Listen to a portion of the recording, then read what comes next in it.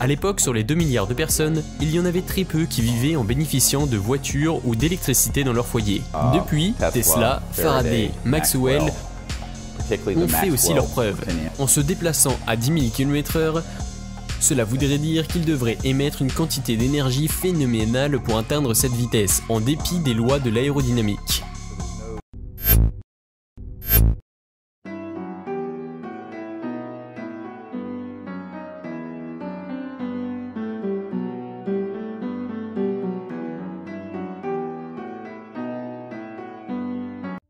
Que feriez-vous si vous aviez en votre possession un générateur d'énergie capable d'alimenter votre maison? Et s'il pouvait tenir sur une table? Extrayant de l'énergie à partir du vide quantique ou du champ d'énergie au point zéro.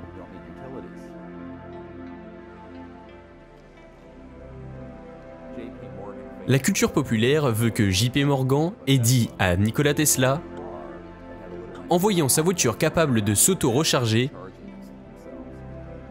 si nous ne pouvons pas le mesurer, nous n'en voulons pas.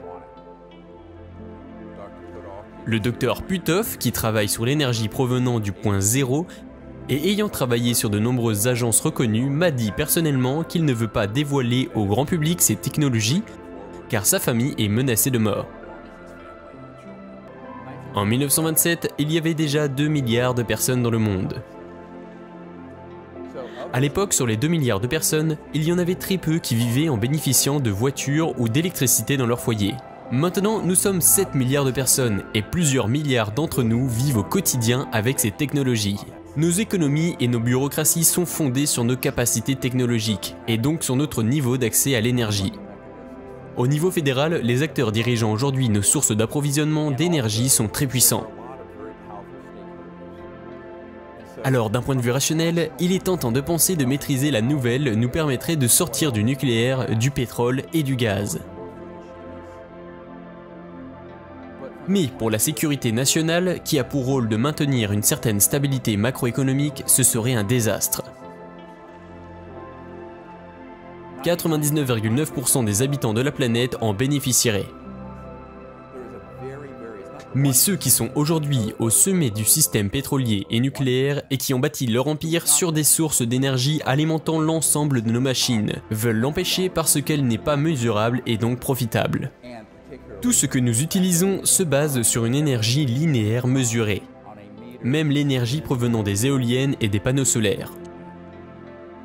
Si vous commencez à parler d'énergie gratuite, d'antigravité, de phénomènes d'ovnis, vous entrez automatiquement dans une pente glissante où les informations sensibles sont plus sécurisées et réparties entre des personnes influentes. Avant d'aller plus loin, je veux placer le contexte. Nous n'avons pas eu besoin de combustibles fossiles pendant environ 100 ans. Ce bâtiment a été construit en 1913.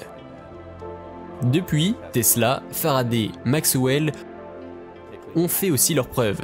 À tel point que vous savez sûrement, si vous avez fait des études d'ingénieur, que les équations de Maxwell ont été tronquées puis modifiées. Bref, aujourd'hui pour obtenir de l'énergie, nous sommes forcés de brûler quelque chose pour en dégager de la vapeur ou encore de l'électricité. Cependant, 100 ans de physique vraiment avancée nous ont permis de comprendre ce qui a été découvert il y a 60 ans. Les travaux et observations de Tesla et Faraday attestaient d'un océan d'énergie infini. D'autres l'appelaient l'océan Dirac. Mais le terme moderne est le champ d'énergie au point zéro. Si vous créez des vecteurs dans ce champ d'énergie, de sorte qu'ils forment un vortex inversement rotatif, vous obtenez un phénomène d'onde électromagnétique. La pop culture y fait référence en la nommant antigravité.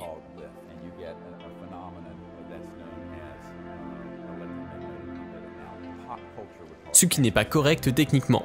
Pour simplifier, prenons l'exemple d'un ovni de déplacement en ligne droite verticale.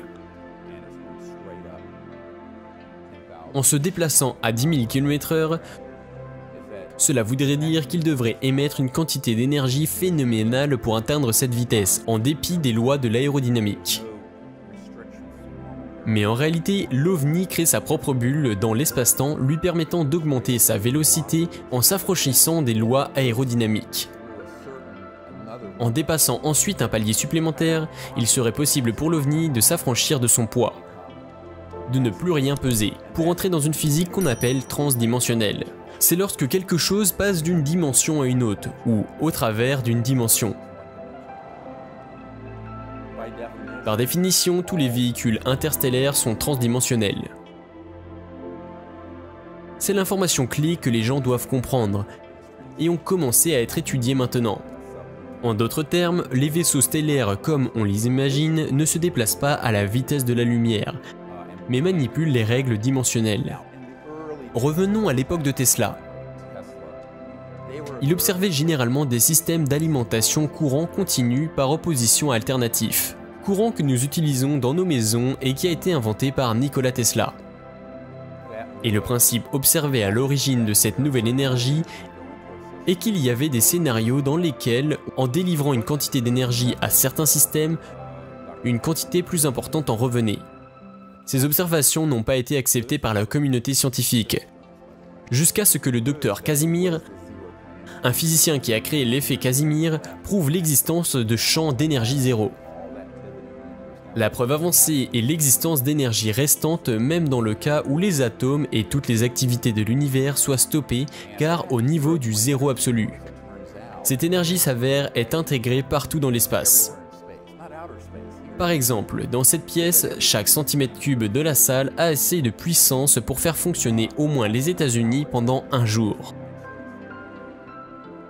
Si on reprend notre histoire avec JP Morgan et Nikola Tesla, le constat effectué est le même qu'aujourd'hui.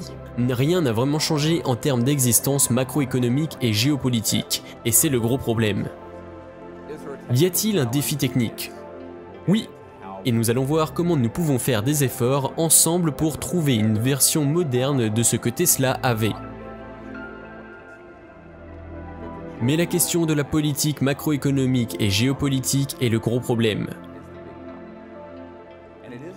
C'est pas seulement parce qu'il y a quelques banquiers qui sont sociopathes, misanthropes et mégalos.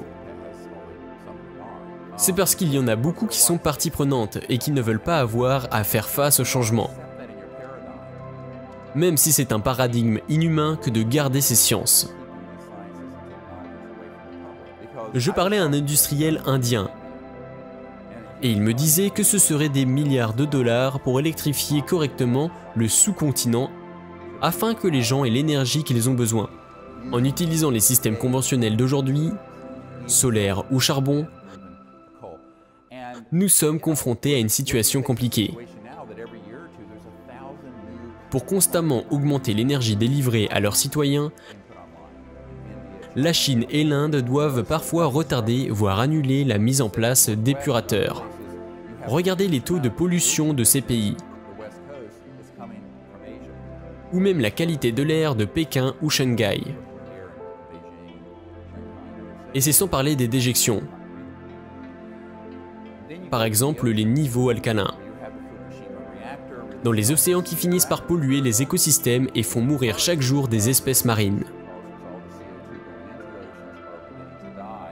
Il y a donc tous ces gros effets macro-géophysiques pendant que nous essayons de maintenir l'ordre macroéconomique actuel, ce qui constitue un énorme problème. Pourquoi quelqu'un ne corrige pas ça? C'est la clé de voûte du problème, répétée par ceux qui sont maintenant au courant. Encore récemment, j'ai rencontré le responsable d'une fondation lors d'un séjour à New York avec ma femme. Les gens là-bas étaient tous incroyablement riches, mais leur principale question était « Pourquoi Bill Gates ne le fait pas ?»